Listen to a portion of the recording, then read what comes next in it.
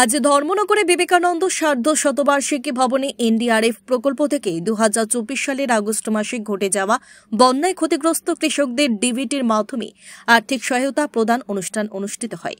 কৃষি ও কৃষক কল্যাণ দপ্তরের উদ্যোগে আয়োজিত আর্থিক সহায়তা প্রদান অনুষ্ঠানে উদ্বোধক হিসেবে উপস্থিত ছিলেন রাজ্য বিধানসভার অধ্যক্ষ বিশ্ববন্ধু সেন।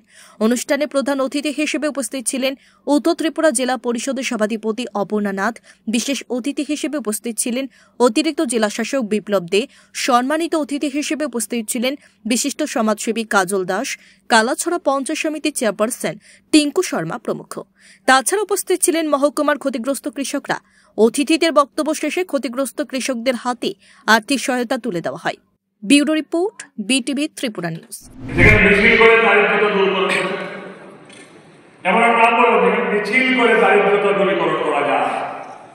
পৃথিবীর এমন একটা দেশের নাম করুন যেখানে মিছিল করে, মিটিং করে, গণ অবস্থান করে, ঘেরাও করে, ডেপুটেশন দিয়ে কুদানি বৃদ্ধি করা যায়। শুধু আমাদের মতন ত্রিপুরা রাজ্যে এই ব্যবস্থা কায়েম ছিল।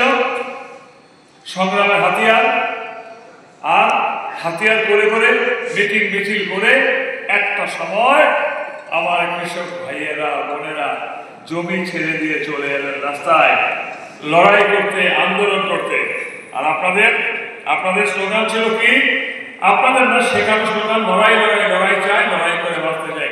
কৃষকরা জমি ছেড়ে মাঠ ছেড়ে নেমে এলো রাস্তায়, ছাত্র যুবকরা কলেজ ছেড়ে নেমে এলো রাস্তায়, অফিসের কর্মচারী ভাই বোনেরা দিদিরা দাদারা চলে এলেন অফিসের কাগজ কলম ছেড়ে রাস্তায়। সবাইকে রাস্তায় নামিয়ে দিল। রাস্তায় নামানোর পরিপ্রেক্ষিতে কি হলো? অফিসে কাজকর্ম ধীর হয়ে গেল। নেগেটিভিটির জন্য চট্ট আমি পারতাম না, এ কাজ আমার দ্বারা হতো না। স্টুডেন্টরা লেখাপড়া ছেড়ে দিল। কৃষকরা সবচেয়ে বেশি ক্ষতিগ্রস্ত। রাস্তায় এসে হুট করে হাত দিয়ে মিছিল মিছিল করে